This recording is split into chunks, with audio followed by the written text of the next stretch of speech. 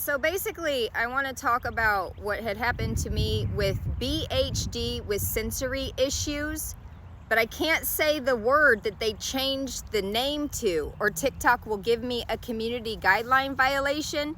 Did you hear me say sensory issues? That I had BHD with sensory issues and how I corrected it. I am not a doctor, okay? So basically, what I did was, once I realized that acid reflux is there's the Amazon drone spying on me again. It's not even dropping anything off anywhere, it just keeps flying over my head. So basically what I did was, once I realized that high fructose corn syrup was causing my heartburn and making me not be able to talk or articulate, and it was literally making myself and my body just freeze up.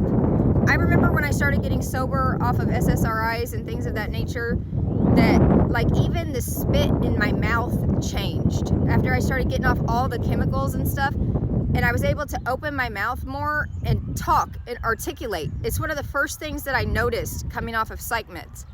So basically, then I'm like, I would drink coffee still with creamer in it, and so I'm not at this time paying attention to chemicals, but I'm like, every time I drink this coffee with this creamer, I'm getting this fucking pain. It's not heartburn. I don't know how to explain it to you, but every time it would come up my throat, and it stops right in here, and it kind of locks your jaw, and you just don't want to talk, and it's painful. And I remember this as a child, trying to tell my mom, whatever you're giving me, I'm trying to tell her, but I'm not throwing up. I can't explain it to you, but am I making sense? And then my sensory issues were things like, my mom would feed me lunch meat, and I could feel the bubbles in my mouth in something that shouldn't have a bubble in it. And I was tiny, so I hated that shit. So I want to put chips on my sandwich, because sensory issues are feeling eggshells in eggs when they're not supposed to be there. Things of that nature. I mean,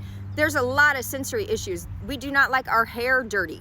So you got to tie their hair back, because we always touch our hair and stuff. It's just, and then this will get on your face, one hair, and we think something's crawling on us. It's just, it doesn't make us autistic, but we're going to complain a lot. Sensory issues are things like, you get us dirty, we want to go home and change our clothes. It doesn't make us crazy.